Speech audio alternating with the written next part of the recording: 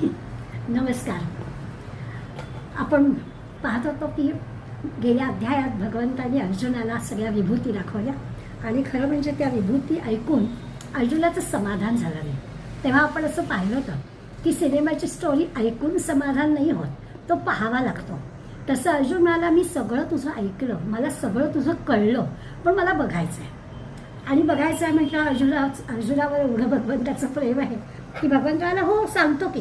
तरी देखील पहिल्या 4 श्लोकांमध्ये आपण पाहिलं की अर्जुन किती मिन्नतवारी करत होता. म्हणजे अर्जुनाला असं वाटत होतं की मी मागतोय खरा, पण माझं मागणं योग्य आहे का. मला माझ्या लहानपणची आठवण झाली, तुमच्या माझ्या सगळ्यांच्या लहानपणी कदाचित असंच असेल की एखादी गोष्ट पालकांकडे मागणी करायची तर थोडीशी काळजी असायची की हो म्हणतील का. आणि मग टोलवाटोलवीची उत्तरं कशी मिळायची, तर साधं मैत्रिणीबरोबर सिनेमाला जायचं असायचं. आता मी ही 50-55 वर्षापूर्वीची गोष्ट सांगते की त्यावेळेला समजा आणि कुठेतरी आमच्या खेडेगावातून कधीतरी तो सिनेमा लागायचा. मग आईला माझं, आई सगळ्या मैत्रिणी सिनेमाला जात आहेत, मी जाऊ का. हा माझा विषय नाही, वडिलांना विचार. वडिलांना विचारावं ते म्हणायचं, अरे हे मलाच का विचारू, आई सांगेल. याचा अर्थ हे टोलवाटोलवीची उत्तरं असायची, खरं म्हणजे पाठवायचं नसायचं. पण हे तसा खूप मोठा हट्ट नव्हता, खूप काही नव्हतं. आणि त्याचा अर्थ आपल्याला तेव्हा कळत नसला तरी आता मोठं झाल्यावर कळतो की काय करायचं आणि काय करायचं नाही याची जाण आपल्या पालकांना असल्यामुळे ते साप तर मारला पाहिजे आणि काठी तर मोडता कामा नये, अशा पद्धतीचे उत्तर आपल्याला मिळायचे. तसं अर्जुन असा कडेकडेने भगवंताला म्हणतोय की मला ना बघायचं आहे, पण आता हा दाखवेल की नाही. आत्तापर्यंत तरी कोणालाच त्यांनी कोणी मागितलंच नाही तर दाखवलं कुठं कोणाला. बरं समजा नाही म्हणाला तर नाही म्हटल्याला मला नाही चालणार, मी मागितलं तर त्यांनी केलंच पाहिजे.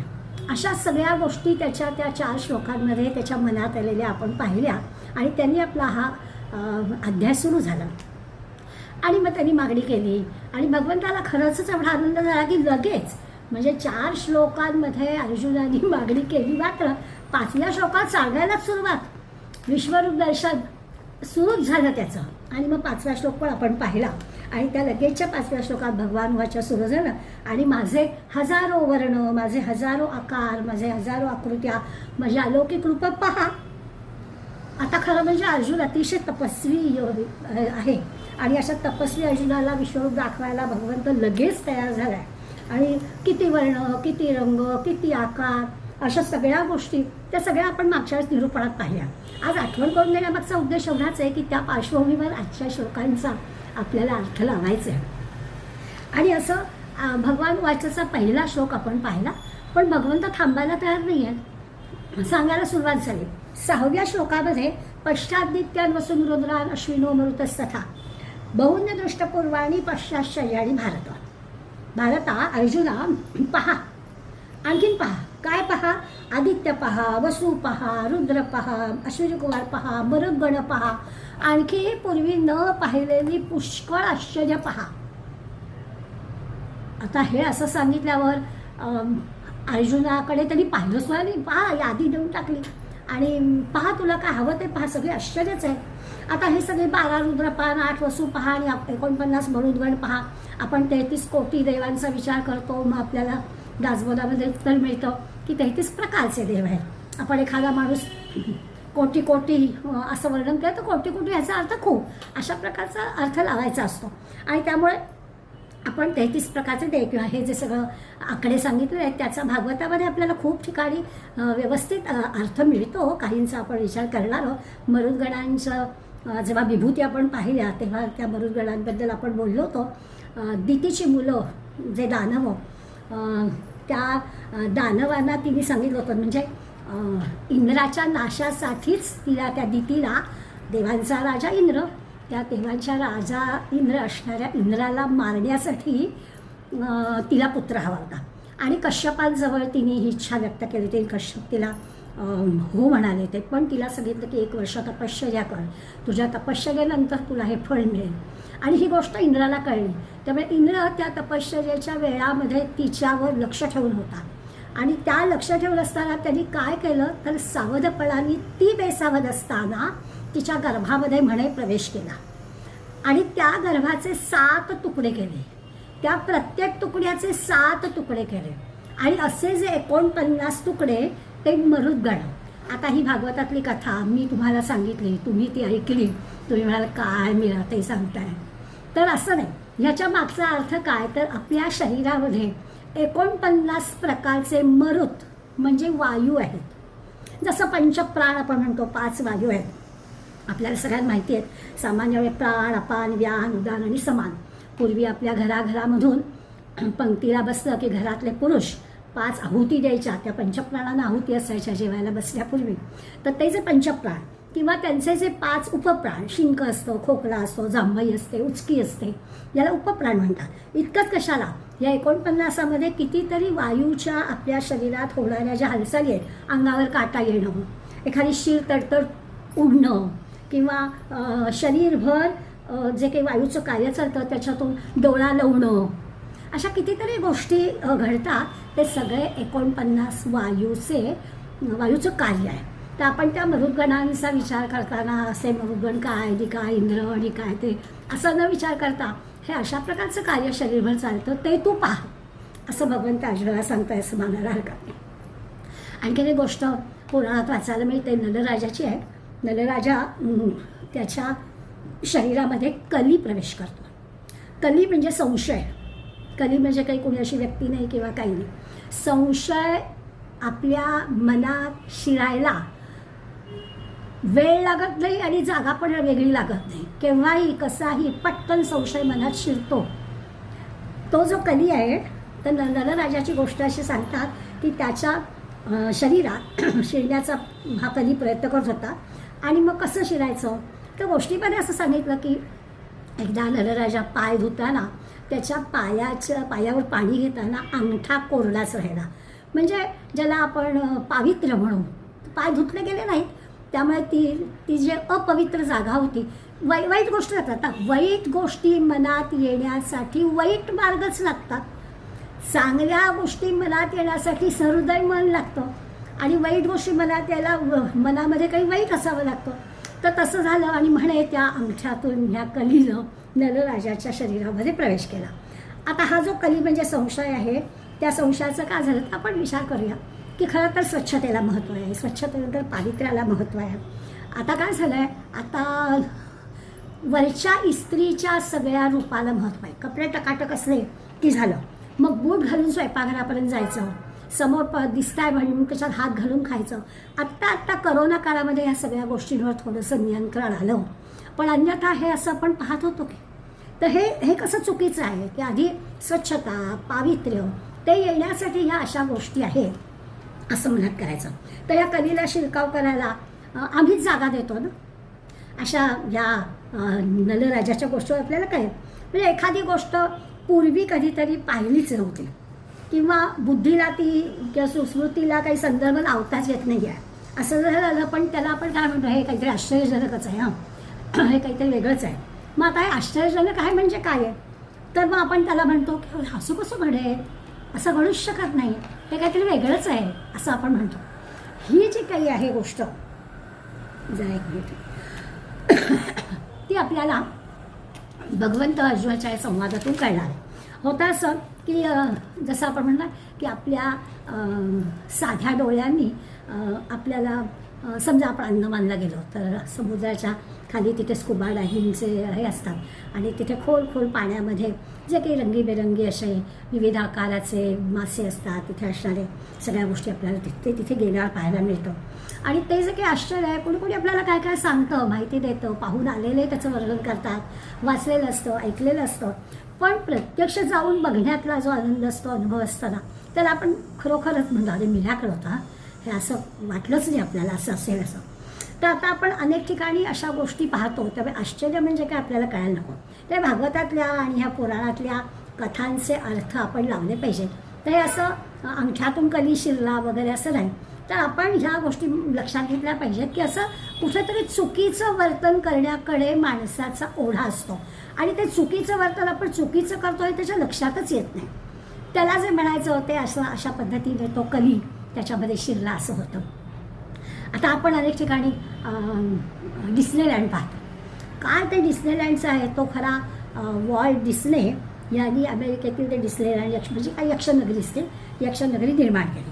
आपण बसल्या खुर्चीमध्ये विमान, बोट, बोट आगगाडी सगळ्या प्रकारचे प्रवास करू शकतो. सगळ्या प्रवासातले आनंद आपण घेऊ शकतो. पृथ्वीवरच्या सगळ्या देशांमध्ये आपण जाऊ शकतो. मध्येच अंगावर पाणी उरताय की काय असं वाटतं, मध्येच अंगावर ज्वाला येतात की काय असं आपल्याला वाटतं. काय नाना तऱ्हा. आता एखादा श्रीमंत माणूस जर आपल्या श्रीमंतीच्या जोरावर असं काहीतरी निर्माण करू शकतो, तर अनंत कोटी ब्रह्मांड नायक असणारा हा परमेश्वर असं आपलं ऐश्वर्य प्रगट करेल, हे असं अद्भुत असू शकतं जे आपल्याला आता अर्जुनाला भगवंत दाखवणार आहे की आश्चर्य वाटेल असं आहे. ते जसं आपण आश्चर्य अनुभवतो आणि मग ते आश्चर्य अनुभवलं की आपल्याला असं वाटतं काय बाबा अगदीच दुनिया वेगळी आहे, तसं भगवंत हे दाखवणार आहे. कल्पनाच करता येणार नाही. मग भगवंत मोठ्या कौतुकाने अर्जुनाला पहा पहा पुन्हा पुन्हा सांगतोय. विचार केला तर माहितीच आहे की वेदही त्याचं वर्णन करू शकत नाहीत. असं रूप आता अर्जुनासमोर प्रगट होणार आहे भगवंताचं. भगवंतानी म्हणजे त्यांनी डोळे उघडले की स्वाभाविकच भगवंतानी डोळे उघडले की 12 आदित्य जणू काही तिथे निर्माण होतात. डोळे मिटले की स्वाभाविकच ते लय पावतात. असं काहीतरी अजब, असं काहीतरी आश्चर्यकारक असं ते तिथे दिसतं. नुसता श्वासोश्वास, तर त्या श्वासाबरोबर मुखामध्ये ज्वाळा निर्माण होतात आणि त्या ज्वाळातून अष्टवसूंचा समुदाय निर्माण होतो. आता हे जे काही 8 वसू 12 आदित्य याची वर्णनं आपल्याला अनेक ठिकाणी वाचायला मिळतात. त्याची नावं आपल्याला मिळतात. नुसतीच नावं सांगायची झाली तर 8 वसूंमध्ये धर, ध्रुव, सोम, आप, अनिल, अनल, प्रत्युष आणि प्रभास अशी ह्या 8 वसूंची नावं आहेत. खरं वसू म्हणजे आपण पृथ्वीला वसू म्हणतो. मग ह्या 8 वसू म्हणजे काय, तर ह्या अशा अनंत कोटी ब्रह्मांडामध्ये अशा कितीतरी आहेत त्या 8 वसू, आणि त्या सगळ्या तुला मी इथे दाखवतो. 12 आदित्य, आम्हाला रोज एकच आदित्य म्हणजे सूर्य दिसतो, तो भगवंत त्याला 12 आदित्य दाखवणार आहे. इतकंच काय तर पुढे आपल्याला वाटेल की 11 मरुद्गण कसे निर्माण होतात, तर म्हणे आपल्याला राग आला की आपण अशा भुवयात आणतो. या दोन्ही भुवया एकत्र जर मिळाल्या, त्या एकमेकांना मिळाल्या तर 11 मरुद्गण म्हणे निर्माण होतात. आता हे जे सगळं वर्णन किंवा हे प्रत्यक्ष अर्जुनाला दिसणार आहे, हे सगळं दिसलं की उग्रमुद्रा, सौम्यमुद्रा, उग्रमुद्रेतून काय निर्माण होतं, सौम्यमुद्रा असेल तर काय निर्माण होतं, सौम्यमुद्रा असेल तर अश्विनी कुमार निर्माण होतात. अश्विनी कुमार म्हणजे देवांचे वैद्य. याच्यापूर्वी त्याचा उल्लेख झालेला आहे. अश्विनी नावाची अप्सरा, तिची 2 जोडी मुलं, आणि त्या अश्विनी कुमारसुद्धा तर तू बघ असं भगवंत त्याला सांगतात. या सगळ्या म्हणजे कानातून पण वायू निर्माण होतात. भगवंत म्हणतात अर्जुना, माझ्या एकेका अवयवातून देव, उपदेव अशा सगळ्या, उपदेव म्हणजे सिद्ध, म्हणजे ऋषीमुनी सिद्ध असतील ते, देवही सिद्धही आणि त्यांचे समुदाय, असे सगळे तुला बघायला मिळतील. असं सगळं तू वर्णन करताय. विश्वरूपाचं वर्णन करताना ते वेदांना पण वर्णन करता येत नाही, आणि भगवंत त्याला सांगतच सुटला आहे. मग म्हणाला हे पुन्हा असं आहे की अनंत काळाचे अनंत जन्म घेतले ना तरीसुद्धा ही रूपं पाहायला पुरणार नाहीत, असं खरं म्हणजे आहे. ब्रह्मदेवाला, यमदेवाला, कुणालाच हे ठेवण्याचा ठाव लागला नाही, पण ती रूपं अर्जुना मी तुला दाखवतो असं म्हणून मनसोक्त अर्जुनाला हे तुला विश्वरूप बघायचं आहे ते म्हटलं. आता आपण पाहिलं की 5व्या आणि 6व्या श्लोकामध्ये भराभरा तू काय पहा हे त्यांनी सांगून टाकलं. गीतेमध्ये काही स्पष्टीकरण दिलं नाही. माऊलींचा आधार घेतला की आपल्याला या सगळ्याचं स्पष्टीकरण चांगलं मिळतं. आपण फार खोलात जरी शिरलो नाही तरी असं काहीतरी भव्य, दिव्य, आश्चर्यकारक जे आपल्याला कल्पनेमध्ये, नजरेमध्ये, बुद्धीमध्ये नाहीच येत अशा सगळ्या गोष्टी भगवंत त्याला दाखवणार आहे, इतपत आपल्याला कळलं. पुढल्या 7व्या श्लोकात तो म्हणतो इहैकस्थं जगत्कृत्स्नं पश्चाद्य सचराचरं मम देहे गुडाकेश यच्चान्य द्रष्टुमिच्छसि. गुडाकेश म्हटला इथे. गुडाकेश म्हणजे अर्जुना काय म्हटलं तर अद्य इह मम देहे म्हणजे आत्ता या माझ्या शरीरामध्ये एकस्थम एका जागी स्थित आणि सचराचरम कृत्स्नं जगत, आणि चर आणि अचर असं सगळं जग इथे स्थित असलेलं सगळं चर असू दे अचर असू दे पश्य पहा, आणि अन्यच्च यद् द्रष्टुमिच्छसि आणखीन तुला काही पाहायचं असलं तरीही पहा. 7व्या श्लोकामध्ये सांगून टाकलं त्यांनी की या माझ्या शरीरामध्ये सगळे तुला जे काही पाहायचं आहे ते पहा. चर अचर सगळं पहा. आता आपण विचार करूया की काय. आधी एकतर गुडाकेश म्हटलं. गुडाकेशाचा अर्थ आपल्याला माहिती आहे. गुडाका म्हणजे निद्रा. अर्जुनाचा निद्रेवरती चांगलाच म्हणजे निद्रेवरती त्याचा एका अर्थाने त्याच्या स्वाधीन होती ती. नाही तर नाहीच, झोप घ्यायचीच नाही असं तो करू शकायचा. आणि ह्याचा अर्थ पण असा आहे की कायम सावध असणारा असा हा अर्जुन होता. आता गुडाकेश ईश म्हणजे निद्रेचा सुद्धा ईश अशा पद्धतीनं त्या मुद्दामच गुडाकेश शब्द की तो अत्यंत सावध आहेच. त्यामुळे सावध असणाऱ्या अर्जुना मी काय सांगतो ते पहा. आता शरीरात एका जागी स्थिर. स्थिर म्हणजे काय तर झाडं स्थिर असतात, पर्वत स्थिर असतात, दगड धोंडे नद्या या स्थिर असतात. मग ह्या सगळ्या पण माझ्यात पहा. आणि अचर पण पहा. पशु पक्षी प्राणी हे अचर आहेत ते पण पहा. चर अचर हे सगळं पहा. असं सगळं जग तुला माझ्यात पाहायला मिळेल. म्हणजे सजीव निर्जीव सगळ्या गोष्टी तुला. आणि हे सगळं पाहून आणखीही तुला काही पाहायचं असलं तरी ते पण पहा. असं खुली गोष्ट भगवंतांनी अर्जुनाला 7व्या श्लोकामध्ये दिली.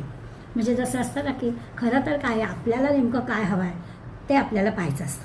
भगवंतांनी एवढं सगळं अर्जुनाला दिलं. अर्जुन मग कदाचित मनात विचार करत असेल की मला काय हवं आहे, की मी हे युद्ध करू की नको हवं आहे, युद्धात कोण जिंकेल ते हवं आहे, आणि मी करतोय ते बरोबर आहे की नाही हे हवं आहे. जसं असतं आपल्या लहानपणी आम्ही कॉलेजमध्ये असताना रिझल्ट लागायचे ना ते आमच्या नोटीस बोर्डवर लागायचे. मग तो बघायला जायचं. आता सगळा रिझल्ट जरी सगळ्या दुनियेचा त्या नोटीस बोर्डच्या चार्टमध्ये असला तरी आपल्याला सगळ्या रिझल्टशी जाऊन आपण आपलं नाव शोधतो. आणि ते झालं की आपण बाजूला होतो.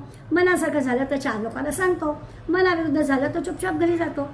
असं साधारणपणानं असतं की एवढं सगळं दाखवलं तरी मला काय नेमकं हवं आहे तेवढंच मी पाहते. किंवा रेल्वेचे तिकीट असतात. प्लॅटफॉर्मवर आपण गेलो की तिथे त्या गाडीचा चार्ट लावलेला असतो. ही एवढी यादी असते. कुठे आपण सगळे आपल्याला काय करायचं आहे, आपलं नाव आपल्या हातात तिकीट आहे, त्या तिकीटावर जे काही तिकीट नंबर आहे, सीट नंबर आहे ते तिथे आहेत ना, एवढं आपण पाहिलं की आपलं काम झालं. तर तसं खरं म्हणजे अर्जुनाला हवं आहे. पण अर्जुनासमोर भगवंतानी सगळंच ओपन केलेलं आहे. आणि पुन्हा तो सांगतोय की तुला काय हवं ते पहा. म्हणजे खरं तर मनात येईल ती गोष्ट अर्जुनाला पाहायला मिळणार आहे. त्याला बसल्या जागी चॅनलसुद्धा बदली करावं लागणार नाही आहे. मनात फक्त आलं की झालं की सगळं त्याला दिसणार आहे. आता आपण थोडा विचार करूया. भगवंतानी ही सृष्टी निर्माण केली. आणि ही सृष्टी निर्माण केली तर भगवंत कसा आहे तर भगवंत सच्चित आनंद आहे. त्याचं वर्णन आपण असं करतो की सच्चित आनंद असा भगवंत आहे. सत म्हणजे काय, सत म्हणजे अस्तित्व. अस्तित्वाचा अर्थ जगातल्या प्रत्येक गोष्टीला अस्तित्व आहे. असतंच. म्हणजे चर असोत अचर असोत त्याला अस्तित्व आहे. म्हणजे सजीव निर्जीव कुणीही असो त्याला अस्तित्व आहे. त्याला सत म्हणायचं. ते भगवंतांनी निर्माण केलं. चित म्हणजे काय तर चैतन्य म्हणजे ज्ञान. आता ते काय आहे तर चैतन्यही सर्वांमध्ये असतं. पण सगळ्यांच्यातलं चैतन्य दिसत नाही. किंवा सगळ्यांमध्ये असणारं चैतन्य सगळ्यांना दिसत नाही. भिंतीमधलं चैतन्य माऊलींना दिसलं, माऊलींनी भिंत चालवली. रेड्यामधलं चैतन्य माऊलींना दिसलं, माऊलींनी रेड्याच्या तोंडून वेद वाजवले. पण प्रत्येक सजीव निर्जीव प्रत्येक अस्तित्व असणाऱ्या गोष्टीमध्ये चैतन्य आहे. पशु पक्षी माणसं यांच्यामधलं चैतन्य कळतं. ते एका ठिकाणून दुसऱ्या ठिकाणी जातात त्यामुळे स्वाभाविकच आहे ते कळतं. पण दगड धोंडे पर्वत नद्या यांच्यातील चैतन्य अभिव्यक्त होत नाही. ते जे काही आहे म्हणजे खरं तर आपली संस्कृती इतकी चांगली आहे की आपल्या संस्कृतीने आपल्याला हे कळावं की भगवंताने निर्माण केलेल्या अचेतन गोष्टींमध्ये सुद्धा भगवंत कसा आहे. तर आपण या सगळ्याला सुद्धा खरोखरच गावागावांमध्ये कुठेतरी धोंड्यालाच केशरी रंग लावून देवळं केलेली असतात ठेव. त्यामुळे दगडाला देव मानणं किंवा नदीला देव मानणं, चंद्राला मामा म्हणणं, वडाची पूजा करणं, तुळशीला रोज पाणी घालणं, अशा कितीतरी संस्कृतीमध्ये आपल्या गोष्टी अशा आहेत की या सगळ्या अचेतन किंवा न हलणाऱ्या पण ह्या गोष्टी किती महत्त्वाच्या आहेत ते आपल्या संस्कृतीने आपल्याला सांगितलेलं आहे. पण याच्यातील जे चैतन्य आहे ते स्वतःहून अभिव्यक्त होत नसल्यामुळे त्याला आपण अचर किंवा निर्जीव असं म्हणतो. आणि तिसरं आहे आनंद. तर सर्व प्राण्यांमध्ये माणसाला आनंद व्यक्त करता येतो. म्हणजे माणसाला हसता येतं, बाकी कोणाला हसता येत नाही. तर सच्चित आनंद अशी भगवंताची जी अभिव्यक्ती आहे, म्हणजे ही सगळी जी काही सृष्टी भगवंताने निर्माण केलेली आहे, या तीनही गोष्टी माणसामध्ये स्पष्ट दिसतात. सत्पण आहे म्हणजे अस्तित्वपण आहे, चित म्हणजे चैतन्यपण आहे आणि आनंदपण आहे. आणि त्यामुळे स्वाभाविकच माणूस ही जी काही परमेश्वराची निर्मिती आहे ती अत्यंत लाडकी आहे आणि श्रेष्ठ आहे. आता हे सगळं आपण आत्ता का लक्षात घ्यायचं, तर आपल्याला जे काही विश्वरूप अर्जुनाच्या निमित्तानं बघायचं आहे ते सगळं बघण्यासाठी आपली पण तयारी व्हायला हवी. अर्जुनाला सुद्धा बघायला त्रास होणार आहे, तर आपली काय कथा. त्यामुळे भगवंत काय आहे, भगवंताचं ऐश्वर काय आहे, त्या सगळ्या ऐश्वर्याची आपण आधी मनाची तयारी करून घ्यायला हवी. भगवंत म्हणतो ही सारी सृष्टी माझ्यात पहा, म्हणजे चेतन अचेतन हे सगळं तू माझ्यात पहा. आणखीन काय पहा, सगळं टोटल स्पेस माझ्यात पहा. म्हणजे आता अशी कुठलीच गोष्ट नाही आहे की तुला पाहता येणार नाही. सगळंच्या सगळं म्हणजे या व्यतिरिक्त या विश्वामध्ये आता काहीही राहिलेलं नाही, सगळं तुझ्यासमोर आहे. असं सगळं पहा. आणि तरीही तुला जे काही पाहायचं आहे ते पण पहा. म्हणजे मी तर तुला सांगतोच आहे की सगळं उलगडून दाखवलेलंच आहे, पण तरी तुला जर काही वाटलं हे मला बघायचं आहे तर ते पण पहा, असं भगवंत अर्जुनाला सांगत आहे. खरं तर मगाशी मी म्हटलं तसं की अर्जुनाला एवढं सगळं खरंच पाहायचं होतं का. तो तर बोलून गेला की मी तुझ्या विभूती ऐकल्या, समजल्या, मला कळल्या, पण मला प्रत्यक्ष बघायचं आहे. आणि आता त्याला कदाचित वाटेल की अरे बापरे, आपण ही मागणी केली ती बरोबर केली की नाही, कारण तुला जे काही पाहायचं आहे ते पहा, असं भगवंताने ओपन सांगून टाकलं.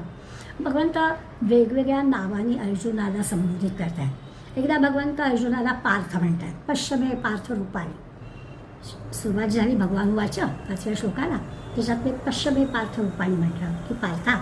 आता पार्थ याचा अर्थ आपल्याला माहिती आहे की तो पृथ्वीचा मुलगा म्हणून पण आहे आणि परमात्म्याचं विशेष श्रेष्ठत्व अर्जुनाकडे आहे म्हणून त्यांनी पार्थ असं म्हटलं. एकदा त्यांनी पुढल्या श्लोकामध्ये आश्चर्य आणि भारत म्हटलं.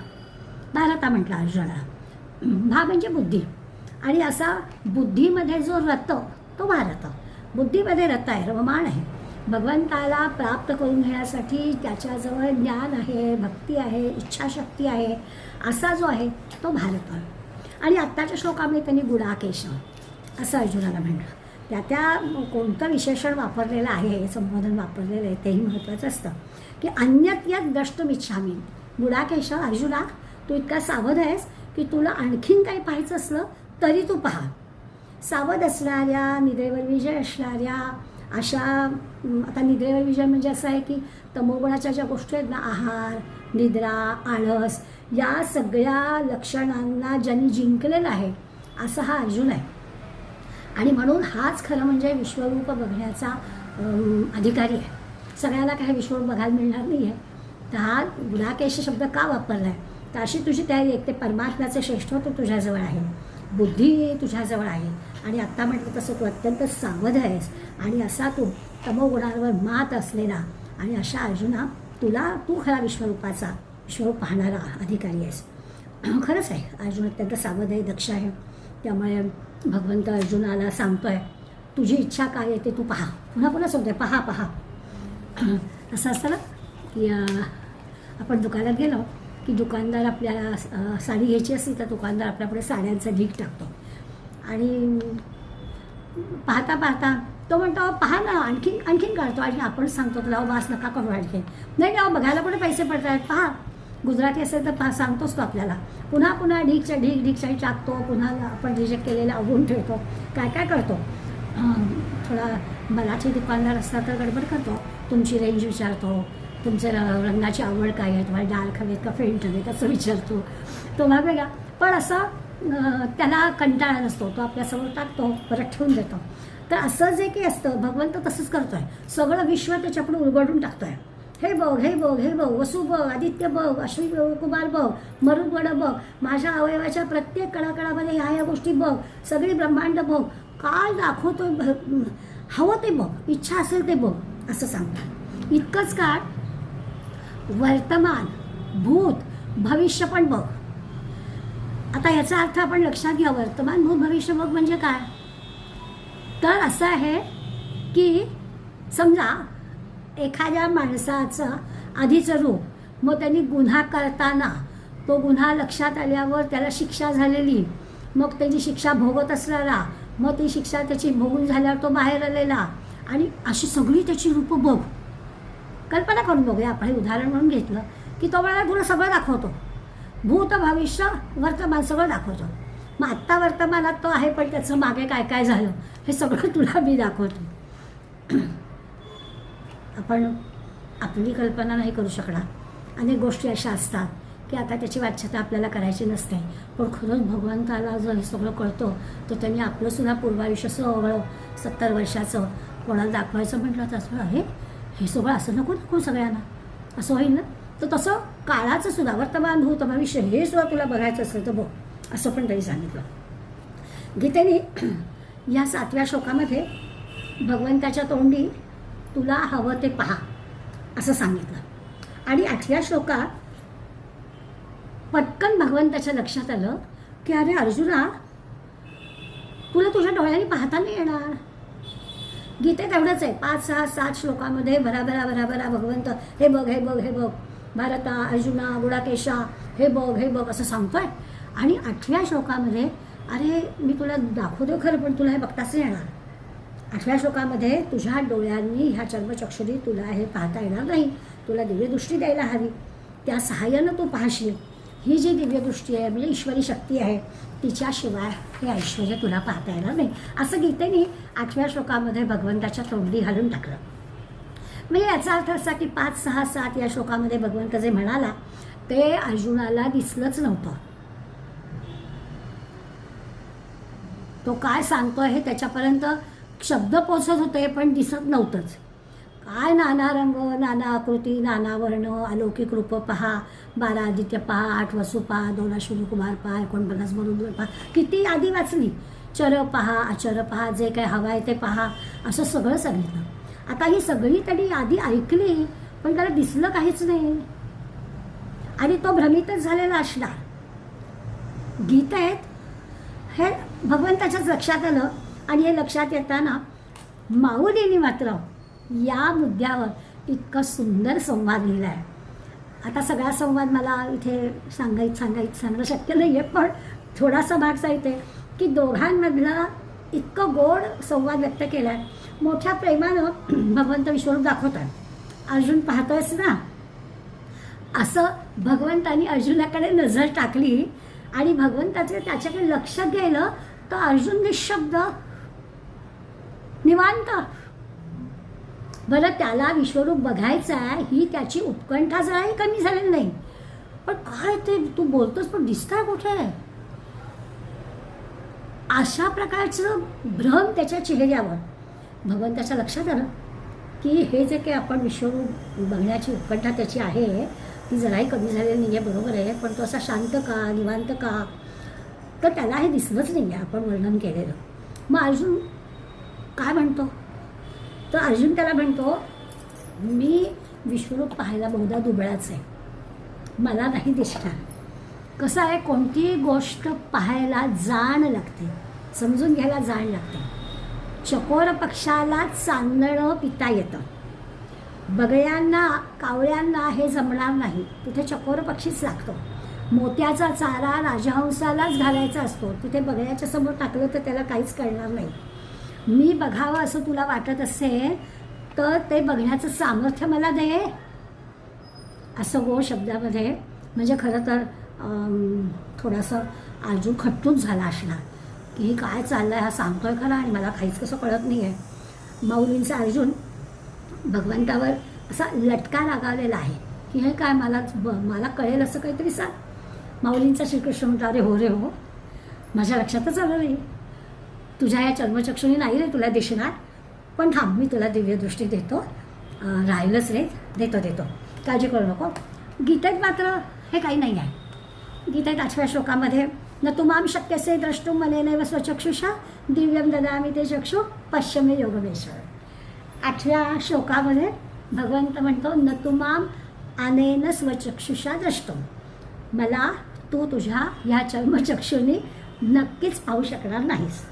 म्हणजे त्याच्याकडे नजर जाते, तो असाच निवांत शांत, आणि मग भगवंताच्या लक्षात येतं, म्हणतो हो बरोबर आहे तुला नाही दिसणार. आता हा म्हणून ते दिव्यम चक्षुः ददामी, तुला मी दिव्य दृष्टी देतो. आणि या दिव्य दृष्टीच्या सहाय्यानं ऐश्वरम योग मे पश्यम, माझा ऐश्वर योग, योगशक्ती तू पहा, असं 8व्या श्लोकामध्ये भगवंतांनी अर्जुनाला सांगितलं. माऊलीने मात्र त्याचा छान गोड संवाद केला, लटका राग अर्जुनाला आणवला, त्याच्याकडून त्याला सांगितलं आणि त्यांनी पण निरनिराळ्या दृष्टांत देऊन माझं चुकलं रे चुकलं, आता तुला सांगतो देतो रे देतो असं म्हणून, म्हणजे अन्नही तू दे आणि भूकही तूच दे, असं सगळं तूच दे, इच्छाशक्ती तर दिलेली आहे पण हे दोन्ही दे. प्रत्येक गोष्ट समजायला दृष्टी लागते. आता म्हणजे काय, कसं असतं ना व्यवहारात, काव्य एखादं समजायचं असेल तर खरंच तर त्या काव्य समजून घेण्याच्यासाठी एक दृष्टी असते. सगळ्यांना त्या काव्यातला आनंद घेता येत नाही. चित्र एखादं आपण पाहतो, त्या चित्रातला आनंद आपल्याला घेता आला पाहिजे, त्याची एक वेगळी दृष्टी असते. संगीत ऐकायचं तर संगीताचा कान तयार असावा लागतो, त्याची दृष्टी असावी लागते, तर आपल्या त्या गाण्यातला आनंद आपल्याला घेता येतो. म्हणजे ज्याला आपण म्हणतो ना की डोळ्यांना एक रसिकतेची दृष्टी असेल, नुसते चर्मचक्षु नाही, त्याला एक रसिकतेची दृष्टी लागते. म्हणजे एखादी वस्तू हवी आहे तर त्या वस्तूतल्या गुणांचं सामर्थ्य आपल्याला कळायला हवं. का ती वस्तू आहे, तिच्याजवळ काय गुण आहेत हे कळण्यात की आपल्याजवळ क्षमता असायला हवी, आणि त्याच्यासाठी लागणारी जी दृष्टी आहे ती त्याच्याजवळ असायला हवी. आता ही दृष्टी असेल तर आता म्हटलं तसं गाण्यातलं, काव्यातलं, चित्रातलं आपल्याला जरा ज्ञान होईल. मग ते असं कुणीतरी उकलून सांगावं लागणार नाही, आपल्याला समजेल आपोआप. इथे तर काय विश्वरूप प्रगट होत आहे, त्यामुळे आता त्याचा अर्थ कसा कळणार, म्हणून भगवंत म्हणतो मी तुला आपली दिव्य दृष्टी देतो आणि मग तू पहा, तुला हे ऐश्वर्य समजेल. म्हणजे असं असतं ना, सगळ्या शब्दांचे अर्थ डिक्शनरीतल्या अर्थाला समजून घेता येत नाही, किंवा गुगलला विचारून सगळे अर्थ नाही कळत. काही शब्दांचे अर्थ आपल्याला लावावे लागतात. मराठी भाषेत तर आपल्याला असं ढालांतर, समजा एखादा शहाणा असा शब्द आपल्याला बोलायचा आहे, तो कोण बोलतो आहे, कोणत्या टोनमध्ये बोलतो आहे, केव्हा बोलतो आहे, त्यावर त्या शहाणा शब्दाचा अर्थ अवलंबून असतो. त्यामुळे कुठला शब्द कधी बोलायचा हे ठरलेलं असतं. त्यामुळे रसिकता किंवा त्यातली जाण ही जी काही आहे त्याला दृष्टी म्हणायचं. कालिदासाने असं म्हटलं होतं, अरसिकेषु कवित्व निवेदनम मालिख मालिख मालिख. कालिदेवीला प्रार्थना करताना तो म्हणाला की अरसिकाला माझं काव्य देण्याइतकं माझ्यावर हे करू नको, वेळ नको, हे माझ्या नशिबाला लिहू नको. जे कोणी ऐकेल वाचेल त्याच्याजवळ ती काव्याची दृष्टी असायला हवी, समजण्याची दृष्टी असायला हवी. ही जी काही आहे, आता ही दिव्य दृष्टी भगवंतांनी अर्जुनाला दिली, बरोबर आहे. तुमचं आमचं काय, तर आपण हे विचार करताना ह्याचा पण करणार आहोत की अभ्यासाने मिळवता येते का, काय काय करावं लागतं, कुठल्या अभ्यासातून, कुठल्या तपातून, कुठल्या रसिकतेतून हे असं मिळतं. म्हणजे असं काही तप असेल, अभ्यास असेल तर कदाचित प्रयत्न केला तर मिळेल देखील, परंतु रसिकता ही काही नाही, रसिकता असावी लागते. तप ठीक आहे, प्रयत्न ठीक आहे, पण मुळात रसिकता असेल तर ह्या सगळ्या प्रयत्नांना यश येईल, ती असावी लागते. रसिकता काही देता घेता येणार नाही, ती आपल्याला असायला हवी. म्हणजे प्रतिभा शक्ती जी आहे, काव्य करण्याची जी शक्ती आहे ती कशी आहे, ती असावी लागते. ती वेगळी शक्ती आहे. म्हणजे हुशार माणूस आहे म्हणून त्याच्याजवळ प्रतिभाशक्ती असेल असं नाही. मग जनाबाई, बहिणाबाई या काही तसं म्हटलं तर निरक्षर होत्या, पण त्यांच्याजवळ प्रतिभाशक्ती होती असं लक्षात येतं. त्यामुळे प्रतिभाशक्ती ही वेगळी शक्ती आहे. शास्त्रीय संगीतासारखी गोष्ट आहे. आता ती त्याची जाण असायला पाहिजे तर त्याला कळेल. नाहीतर एखादा आंबाळ्यातच समोर बसेल, ती जाण नसेल तर. जाण असणारा रंगून जो रात्री बसेल असं लक्षात येतं. एक जण मानस सरोवराला जाऊन आला आणि लोक मानस सरोवराला जाऊन आल्यावर वा वा वा खूप मोठी तुम्ही काय केलं, यात्रा केली म्हणून लोक त्याचं अगदी कौतुक करत होते. तो म्हणाला, तुम्हाला काय एवढं मानस सरोवराचं एवढं काय आहे त्याचं कौतुक करण्यासारखं. खरं म्हणजे उजाड माळरा नाही, नुसतं म्हटलं तर पाणी, टेकड्या सगळ्या बुटक्या, झाड नाही, झुडपं नाही, पशु नाहीत, प्राणी नाहीत, हाडं फोडणारी थंडी. आता काय ह्याला करावं, त्याला ती दृष्टीच नाही ना. मानस सरोवर म्हणजे काय आहे याची दृष्टीच याला नाही, त्यामुळे त्याला हे सगळं असंच दिसलं. आता हे सगळं समजायला ती जी दृष्टी लागते, ती दृष्टी थोडी असावी लागते आणि मग ती नंतर वाढत जाते असं आपल्याला दिसतं. आता 5व्या, 6व्या आणि 7व्या श्लोकामध्ये भगवंताने सांगितलेलं हे अर्जुनाला कळलंच नाही, कारण तो अनभिज्ञच. कळणार कसं, दिसतच नव्हतं ना काही, त्यामुळे ते ऐकायला येत होतं पण दिसत नव्हतं. म्हणजे असं असतं ना की भगवंताच्या अर्थात हे लक्षात नंतर आलं. ते 3D सिनेमा असतो ना, त्याच्या वेळेला आपल्याला विशिष्ट चष्मा देतात लावायला, आणि तो चष्मा लावला कीच आपल्याला ते दिसतं. तसं अर्जुनाला हे विश्वरूप घडवायचं आहे, तर त्याला तर वेगळा चष्मा भगवंत देणार आहे. तुम्हाला हो रे हो, माझ्या त्या लक्षात आलं, देतो तुला. त्यामुळे हे जे पश्य आहे, पुन्हा पुन्हा पश्य तो म्हणतोय अर्जुनाला, ते पाहणं काय आहे. आता पाहणं शब्दाचे सुद्धा ना वेगवेगळे अर्थ आहेत बरं का. म्हणजे मराठीतल्या शब्दांचीच गंमत आहे मोठी. हे पाहणं फक्त डोळ्याचं आहे का? आत्ता जसं म्हटलं की प्रतिभा ही काही हुशारीवर किंवा विद्वत्तेवर किंवा अशा डिग्र्यांवर अवलंबून नाही आहे. तसं आपल्याला कळेल की पाहणं म्हणजे काय, तर डोळ्यांनी पाहायचं तर आहेच, बरोबरच आहे. पण आपण हे झालं, या पदार्थाची चव बघ. आता चव बघायची म्हणजे डोळ्यांनी थोडीच बघायची, ती खाऊनच बघायला पाहिजे. तर इथे डोळ्यांच्या दृष्टीचा उपयोग नाही आहे, तिथे आपण खाऊन बघण्याची आवश्यकता आहे. किंवा आपण एखाद्या वेळेस म्हणतो असं, जरा कल्पना करून बघ. आता कल्पना करून बघ म्हणजे डोळ्यांनी नाही बघायचे, मनाने कल्पना करायचे. त्यावेळी हे जे पश्य परत परत भगवंत म्हणतोय ना, सगळ्या दृष्टीने तो सांगतो आहे की बघ. किती तुझे पश्य शब्दाचे अर्थ असतील ना, ते सगळे लाव. ती जी सूक्ष्म दृष्टी, दिव्य दृष्टी अर्जुनाला तुला हवी आहे, ती सगळी म्हणजे त्याला जाण. खरं म्हणजे शब्द आपला सोप्पा असा आहे की ही जाण असली पाहिजे. आपण काय बघतोय याची जाण तुला असली पाहिजे. मग तुला अंतरंगाचं, त्या वस्तू व्यक्तीचं ज्ञान किंवा त्याचं जे काही खरं महात्म्य आहे, त्याचं जे काही ऐश्वर्य आहे ते तुझ्या लक्षात येईल. आणि ते जे काही पाहण्यासाठी तुझी जी काही तयारी आहे त्याला दिव्य दृष्टी असं म्हणायचं.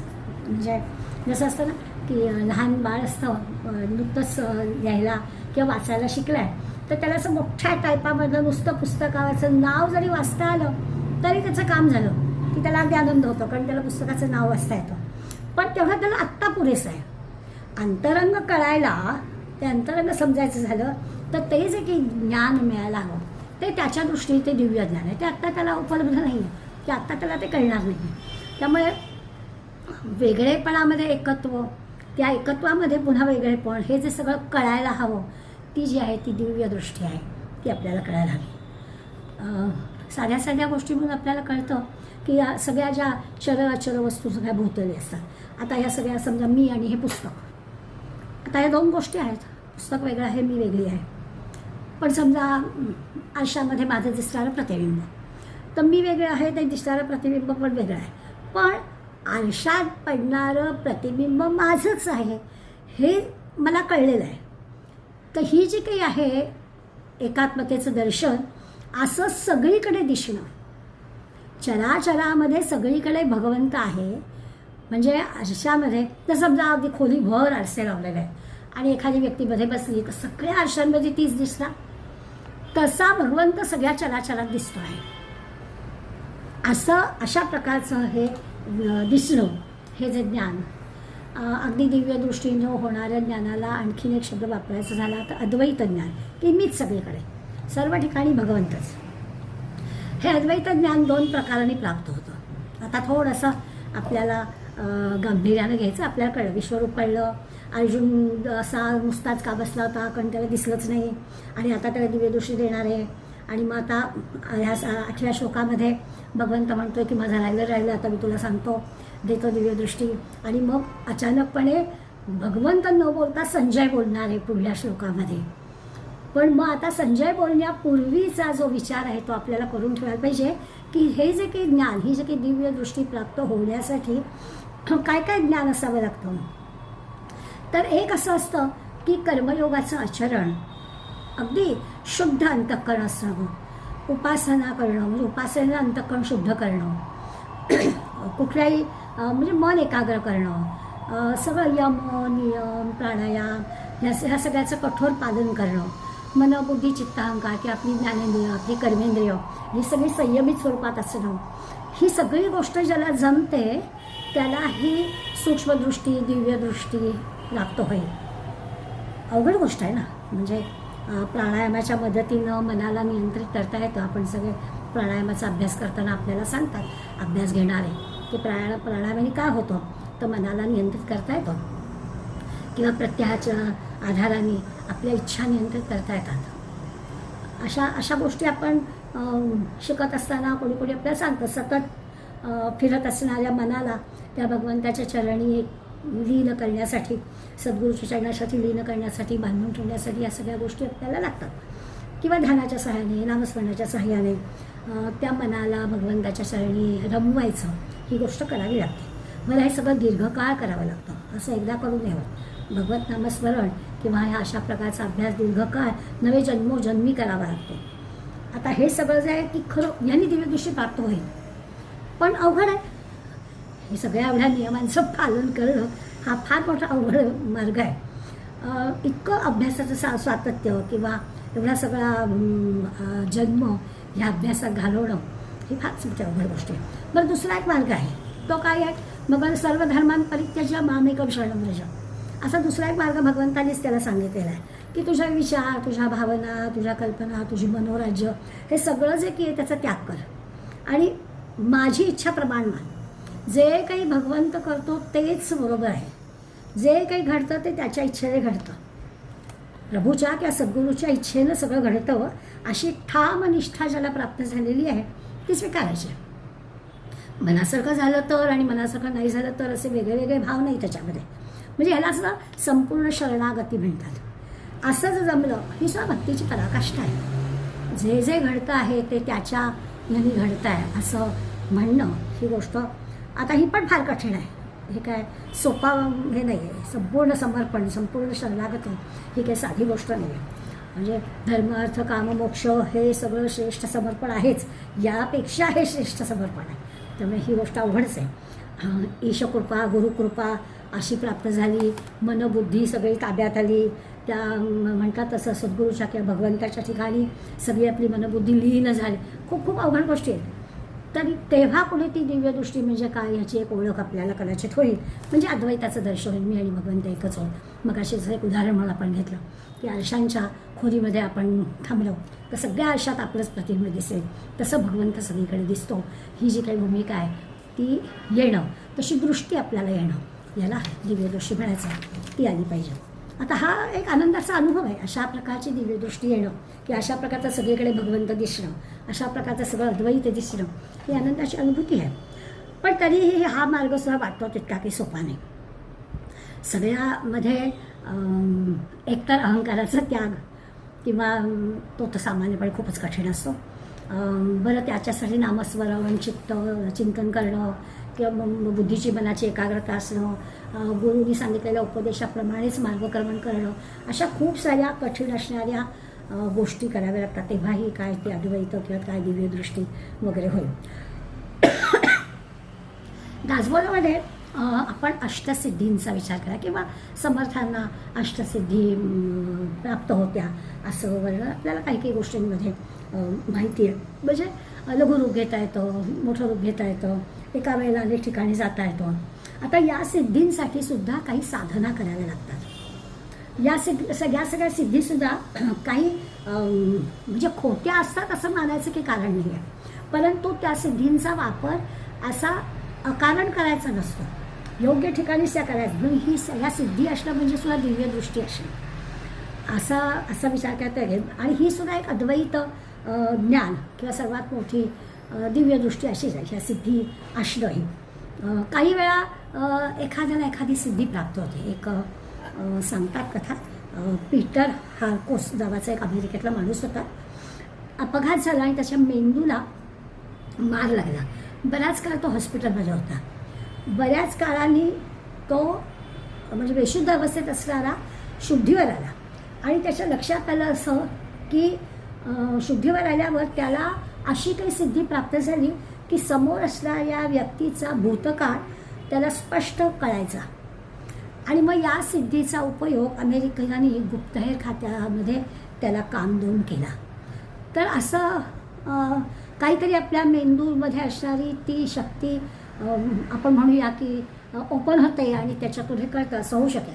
आपल्याला समर्थ चरित्रामधली एक मोळीविक्याची गोष्ट माहिती असेल.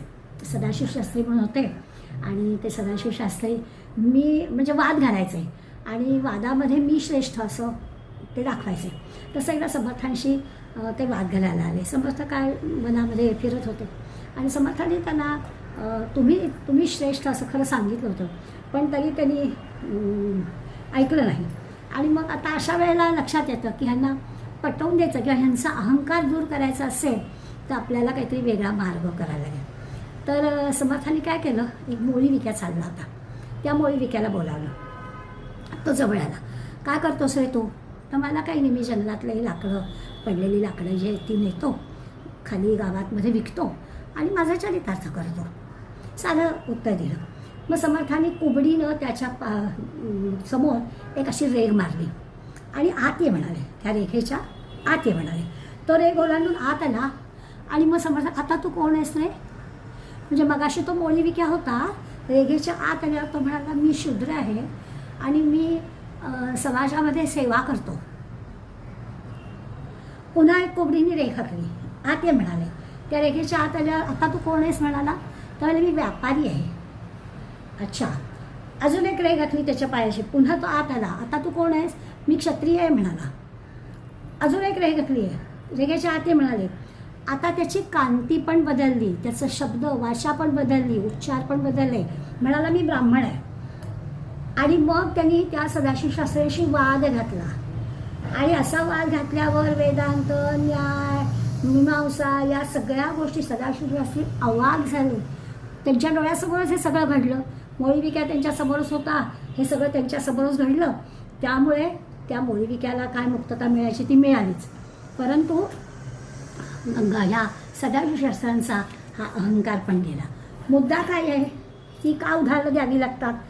पीटर हार्कोन्सचं अमेरिकेतल्या माणसाचं अपघात झाला आणि त्याला समोर असणाऱ्या माणसाचा भूतकाळ दिसला, हे आम्हाला पटतं. पण समर्थांच्या मोळी विक्याला पूर्व इतिहास दिसला, हे आम्हाला पटायला वेळ लागतो.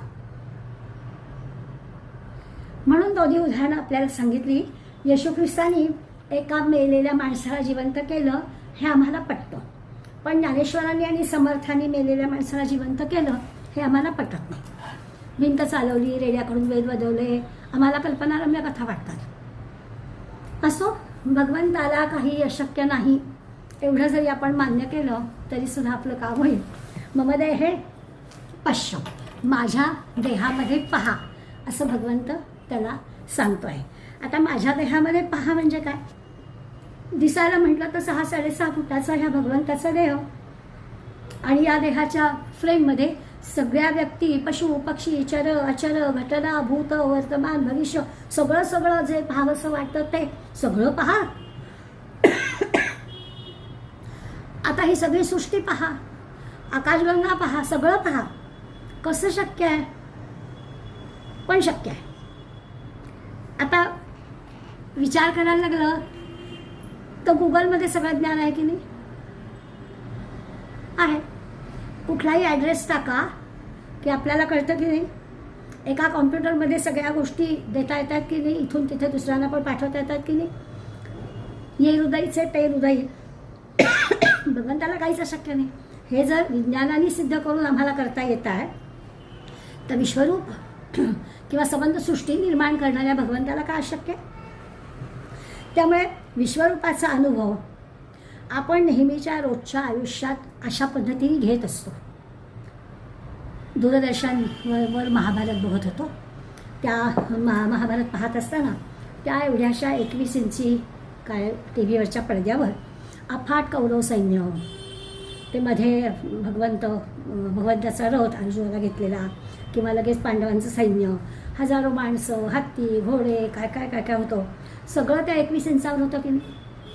आता त्या काय अर्ध्या इंचाचं, पाव इंचाचा अर्जुन, अर्ध्या इंचाचा कृष्ण, असं काहीतरी असेल, मिलीमीटर आकाराचं सगळं सैन्य.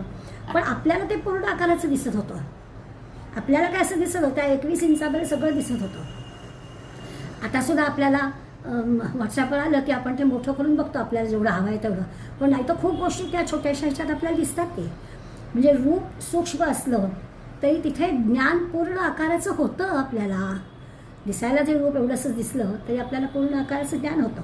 वेळेचा विचार करून बघितला तर आपल्याला कळतं 3 तासात आपण एखादा सिनेमा बघतो. त्या 3 तासामधल्या सिनेमामध्ये एखाद्या हिरोचा जन्म होतो, त्याचं काय प्रेम होतं, लग्न होतं, काय सगळं मुलं बाळं होतात, वृद्ध होतो, सगळ्या गोष्टी होतात, मुलांचे लग्न होतात, 3 पिढ्या सगळ्या त्याला 70-80 वर्षामधल्या सगळ्या गोष्टी होतात.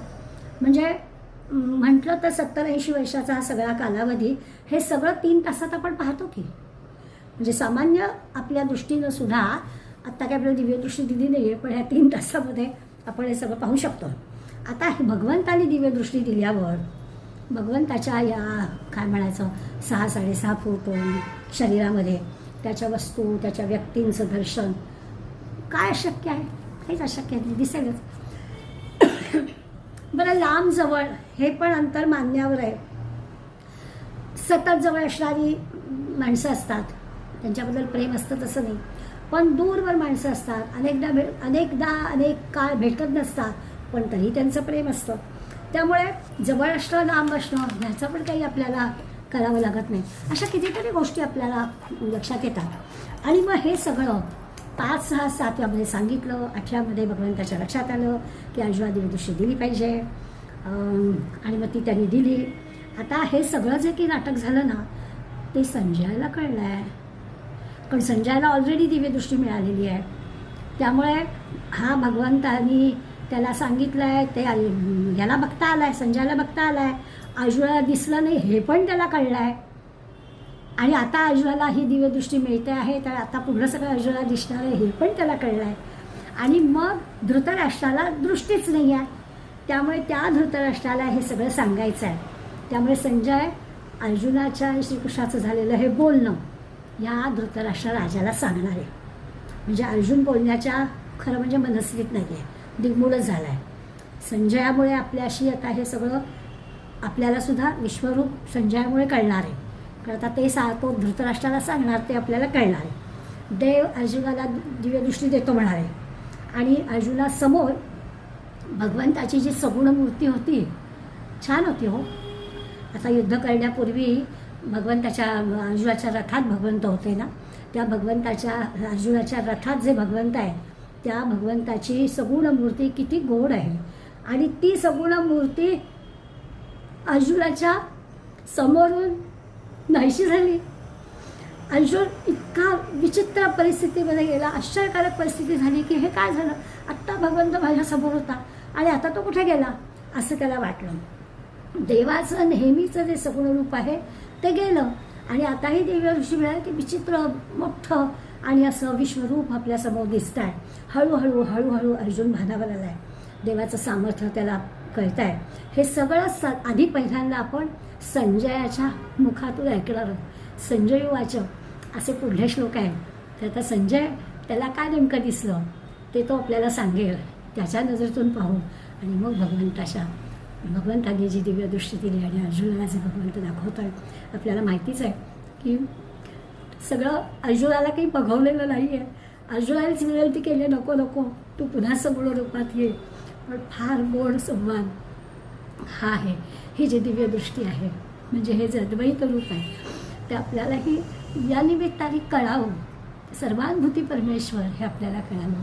हृदयशय हृदतिष्ठती, सर्वांच्या हृदयामध्ये असणारा भगवंत आपल्याला कळावा. हा सगळा ह्या मागचा हेतू आहे. फार सुंदर संवाद आहे. मुद्दामच भगवंतानी 3 श्लोक होईपर्यंत अर्जुनाकडे पाहिलंच नाही का हो. बराबर यादी दिली आणि मग लक्ष गेलं, अरे अर्जुना तू असा का, आणि मग लक्षात आलं की तुला कसं दिसेल, आणि मग दृष्टी देव केली. हे सगळं गूढ चित्र माऊलीने फारच सुंदर रेखाटलं आहे. ज्याला शक्य आहे त्यांनी माऊलींच्या पडव्या वाचा. आज आपण इथेच थांबूया. संजय वाचा पुढल्या गुरुवारी सुरू करूया. धन्यवाद.